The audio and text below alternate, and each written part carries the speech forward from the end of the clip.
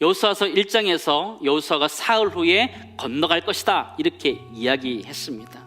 그 뒤에 이야기가 오늘 2절 3절입니다. 사흘 후에 관리들이 백성들에게 이야기하는 것입니다. 제사장이 어깨에 여호와의 법궤를 메고 요단강에 들어서면 따라가라 이렇게 이야기하는 거예요.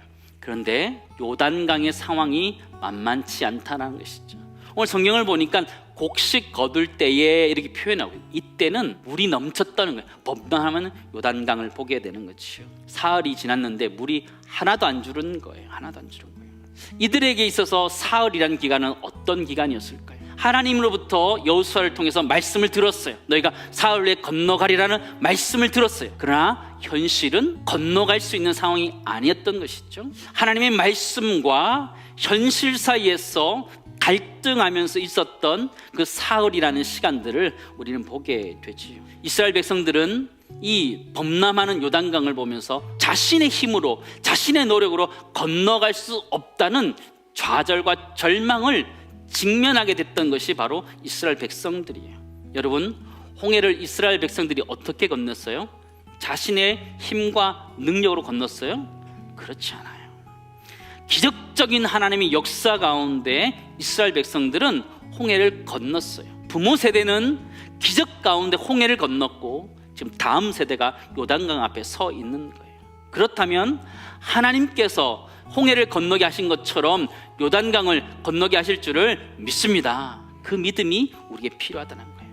요단강 앞에 섰을 때에 이스라엘 백성들은 뭘 끊어내야 됐을까요? 첫 번째 나누기 원하는 것은요, 자신의 힘과 능력으로 할 수 있다라고 생각했던 그 생각, 그 교만함을 손절해야 된다는 것을 이스라엘 백성은 깨달아야 됐다라는 것이죠. 우리 인생 살아가면서 여러 가지 어려움들 맞닥뜨릴 때 어떤 생각하십니까? 좌절 낙심으로 끝나시나요? 그러지 마시기 바랍니다. 나는 할 수 없다 인정하는 것, 거기서 시작하는 거예요. 그러나 하나님께서 하실 것이라는 기대를 가지고 살아가는 인생 되기를 주님으로 축원합니다. 이스라엘 백성들은 이제 가나안 땅에 들어가는데요, 그 땅은 그냥 놀고 있는 땅이 아니에요. 가나안 7족속이 눈을 부릅뜨고 있는 그런 땅이에요. 그렇다면 이스라엘 백성들이 이 가나안 땅에 들어갈 때 뭘 준비해야 될까요? 최소한 싸울 준비는 하고 가야 되는 거죠. 무기를 구하고 군대를 만들고 전략을 짜서 들어가야 되지요. 그런데 하나님은 가나안 땅에 들어감에 있어서 가장 큰 조건이 무엇이냐면 싸움을 잘하는 것, 그것도 아니라는 거예요. 너희는 자신을 성결하라 말씀하시는 거예요. 하나님, 이게 중요하다 얘기하는 거예요. 두 번째 나누기 원하는 것은요, 하나님의 일을 앞두고 죄악을 손절해야 된다, 끊어버려야 된다는 것을 우리에게 가르쳐주고 있는 것을 보게 되죠. 우리는 살아가면서 스펙이라는 칼을 가지고 준비하지요. 인맥이라는 창을 준비하지요.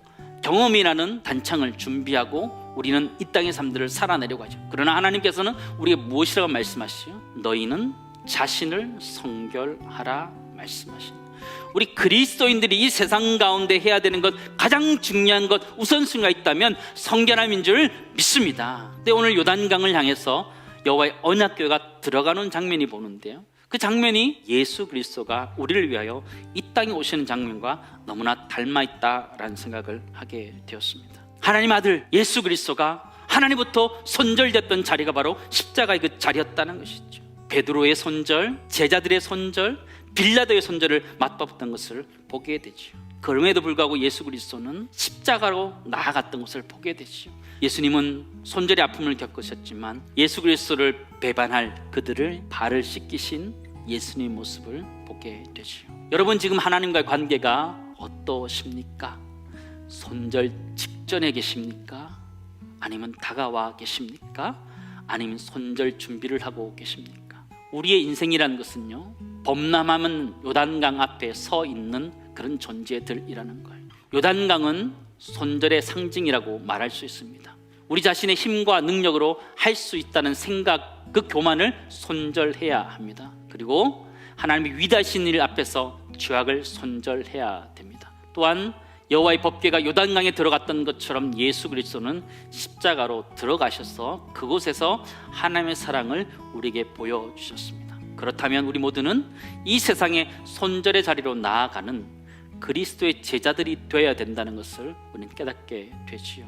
사랑하는 성도 여러분, 주님이 그 손절의 자리에 십자가까지 나아갔던 걸 기억하면서 그 사랑으로 우리를 사랑해 주셨다는 걸 기억하면서 그 사랑을 잊지 않고 살아갔으면 좋겠고, 때로 우리 주변에 손절된 자리가 보여진다면 그 자리에서 하나 되게 만드는 역할을 우리 모두가 할 수 있기를 간절히 소망합니다.